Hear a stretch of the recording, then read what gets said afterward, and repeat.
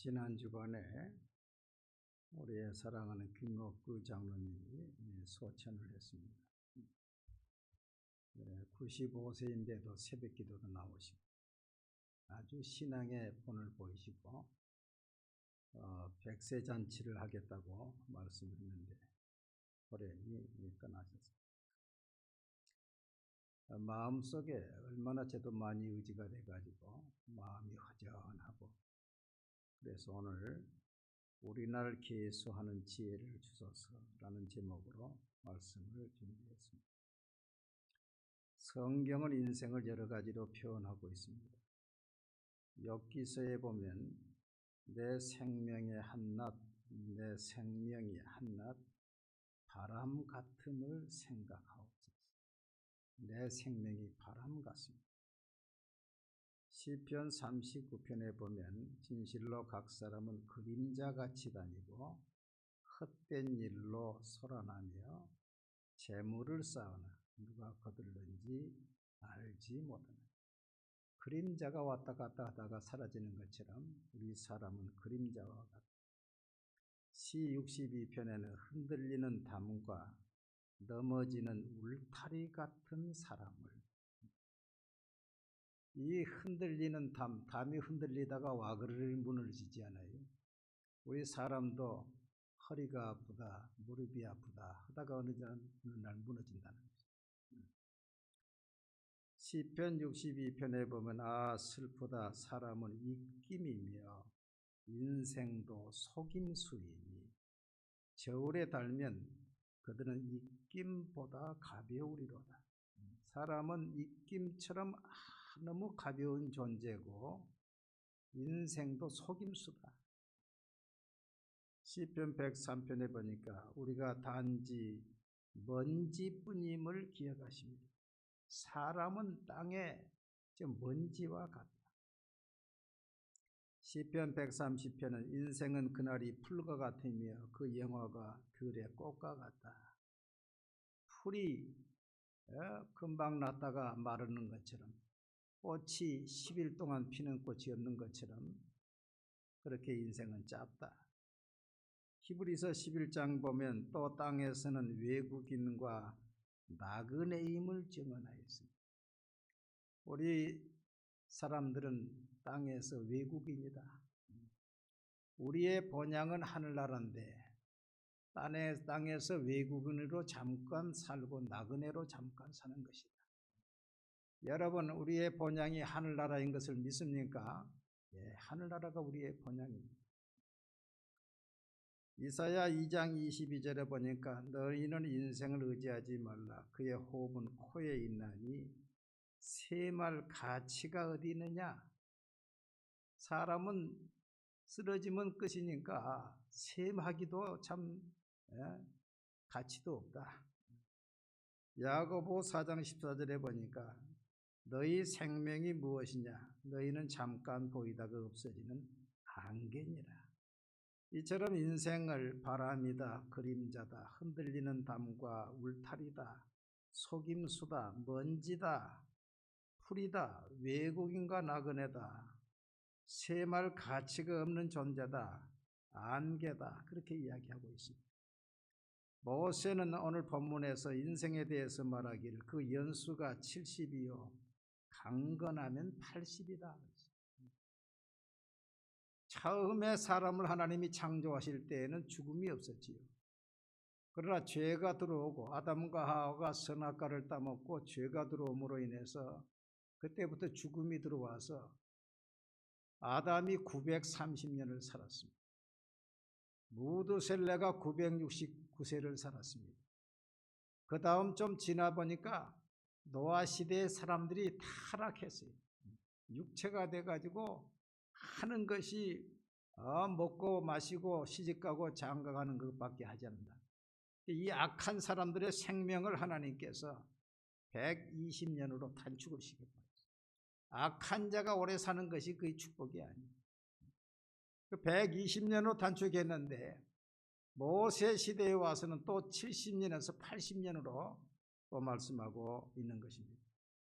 거기에 비해서 지금 우리는 이제 100세 시대를 살고 있지요. 지금 우리는 아주 복받은 사람들입니다. 저도 조선시대만 해도 수명이 그렇게 길지 않았습니다. 조선의 왕 27왕의 평균 수명이 47.3세였어요. 48세도 못 됐습니다. 중국의 진시황이 불로초를 구하려고 500명의 동남 동녀를 보냈는데 진시황도 50살도 못 살고 49세로 죽고 말았습니다. 조선시대에 70세를 넘긴 왕이 이성계의 73세, 영조가 83세 두 사람밖에 없는 것입니다. 그래서 조선시대에 70살을 희수라, 드물 희자 목숨 숫자, 아주 드물다. 요사이는요 돌아가시는 분들을 보면은 다 90세 다 넘으세요. 장수의 축복을 받는 것입니다. 이처럼 70년, 80년을 살고 100년을 살고 1000년을 살아도 하나님 앞에서는 밤의 한 경점, 한 순간에 지나지 않는 거예요. 하나님은 영원 전부터 영원 후까지, 하나님은 변함도 없으시고 회전하는 그림자도 없으시고, 하나님은 죽음도 없으시고, 그 하나님 앞에 1000년을 산다 할지라도 밤의 한순간밖에. 그러면 우리 인생이 얼마나 짧고 덧없느냐는 것입니다. 주의 목전에서는 1000년이 지나간 어제 같으며 밤의 한순간 같을 뿐입니다. 주께서 사람을 티끌로 돌아가게 하시며 말씀하시기를 너의 인생들은 돌아가라 하셨사오니 주께서 그들을 홍수처럼 쓸어 가시나이다. 그들은 잠깐 자는 것 같으며 아침에 돋는 풀 같으니이다. 푸른 아침에 꽃이 피어 자라다가 저녁에는 시들어 마르나이다. 하나님 앞에서 인생은 짧고 너무 덧없다는 것입니다. 그런데 이런 인생의 덧없는 삶 가운데 보통의 사람들이 수고와 슬픔으로 지난다는 것입니다. 우리의 연수가 70이요 강건하면 80이라도 그 연수의 자랑은 수고와 슬픔뿐이요 신속기간이 우리가 날아가나이다. 여러분, 우리의 인생을 70년, 80년, 90년을 살았지만은 그 인생 가운데 기쁜 날보다 슬픈 날이 많아요, 기쁜 날이 많아요? 슬픈 날이 더 많은 거예요. 슬픈 날이. 어느 대학 교수가 학생들에게, 그 젊은 학생들에게 여러분 지금 무슨 생각을 하고 있습니까? 그러니까 학생들이 울고 싶다 그랬어요. 진로에 대한 걱정, 결혼에 대한 걱정, 직장에 대한 걱정, 울고 싶다는 거예요. 사람들의 마음속에 그 우울한 마음이 있는 것입니다. 문어 괴테가 죽으면서 자기 인생에서 기쁜 날은 단 하루도 없었던 것 같다.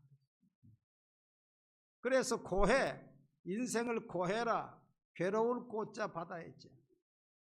우리 사람 사는 자체가 아주 괴롭다는 거예요.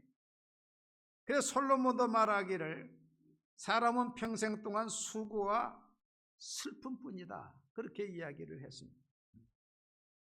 이 헛된 날에 모세는 우리 날 계수하는 지혜를 주옵소서. 한번 따라합시다. 우리 날 계수하는 지혜를 주옵소서. 이 말은 두 가지 의미가 있다고 보는데, 첫째는 나의 남은 날이 얼마인지를 아는 지혜를 달라는 거예요. 여러분, 사람이 끝날 날이 있어요, 없어요? 끝날 날이 있어요. 지금 70 되시는 분은 끝날 날이 얼마인지 모르죠. 또 80도 얼마인지 몰라요. 그러나 하나님 딱 언젠가는 끝난다는 거예요. 근데 많은 죽는 사람들의 통계를 보면은 갑자기 죽는 사람들이 많다는 거예요. 갑자기 죽는 사람이 절반 이상이라는 거예요. 그러니까 교통사고로 갑자기 말 한마디 못하고 죽고, 심장마비로 갑자기 죽고. 그렇기 때문에 우리가 남은 날을 계수한다면 오늘을 헛되이 보내지 않을 거라고 말이에요. 순교하신 손양훈 목사님의 글을 보면은 나는 강단에서 설교하다가 죽거나 노상에서 전도하다가 죽거나 고요한 곳에서 기도하다가 죽거나 하지 않고 약사발 들고 앓다가 죽을까 두렵다 그런 말씀. 설교하다가 전도하다가 기도하다가 죽고 싶다는 거예요. 약사발 들고 골골하다가 죽고 싶지 않다는 것이. 그 욥기서를 보면은 내가 하나님의 뜻대로 행하면은 곡식이 여물어서 기한이 차서 들어올린 것처럼 너의 인생이 그렇게 아름답게 될 것이다. 그랬어요. 곡식이 중간에 익지도 않은데 떨어져 버리면 안 좋지. 곡식이 잘 여물어서 기한이 차서 거두어 드리는 것처럼 너의 인생이 그렇게 될 것이다. 여러분 그런 인생이 되기를 바랍니다. 얼마나 좋습니까? 두 번째로는 우리날 계수하는 지혜를 달라는 말은 그 남은 인생을 어떻게 살 것인가를 생각하는 지혜를 달라는 것입니다. 어느 성도님이 병원에 가서 진단을 받았는데 암으로 진단을 받고 6개월밖에 못 산다는 진단을 받았습니다. 이 성도님이 청천벽력 같은 그런 진단을 받고서는 내가 6개월 어떻게 살 것인가 생각하다가 내가 그동안 바쁘다고 새벽 기도를 제대로 못했다. 내일 아침부터 새벽 기도를 나가야 되겠다. 그래가지고 새벽 기도를 생전에 안 나오신 성도님이 새벽 기도를 탁 나왔어요. 지금 6개월밖에 안 산다고 하니까 그 삶이 얼마나 귀하게 여기집니까? 그래서 새벽 기도를 탁 나왔어요. 나오면서 새벽 기도를 6개월을 하는데 죽을 사람이 죽지를 않는 거예요. 그래 병원 가서 진찰을 다시 해봤더니 오진으로 판단이 됐다는 거예요. 그런데 그 성도님이 새벽 기도를 끝냈을까요? 계속했을까요? 계속했다는 거예요. 비록 오진으로 판단이 됐지만 내가 그 계기를 통해서 나의 남은 때를 생각하고 내 인생을 돌아보는 계기가 되었다는 거예요. 여러분 내 인생에 남은 때가 얼마 남지 않은 걸 생각한다면 함부로 살 수 없지요. 원수 맺으면 살 수 없지요. 남을 헐뜯고 살 수 없지요. 그렇게 시간을 보낼 수가 없지요.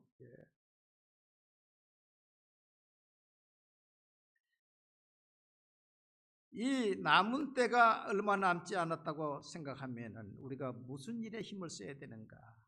한 3가지 일에 힘을 써야 된다고 생각합니다. 첫째는 하나님의 말씀을 많이 읽고 암송하는 시간을 가져야 됩니다. 스위스의 행복론 저자 칼 힐티는 어디에 행복이 있는가를 찾다가 하나님의 말씀에 있는 것을 알고 성경을 읽으며 찬송하기를 즐거워했다고 하는 것입니다. 그는 이런 말을 했습니다. 주 안에 있는 시간이 가장 행복한 시간이며 찬송하는 시간이 가장 평화로운 시간이다. 할렐루야.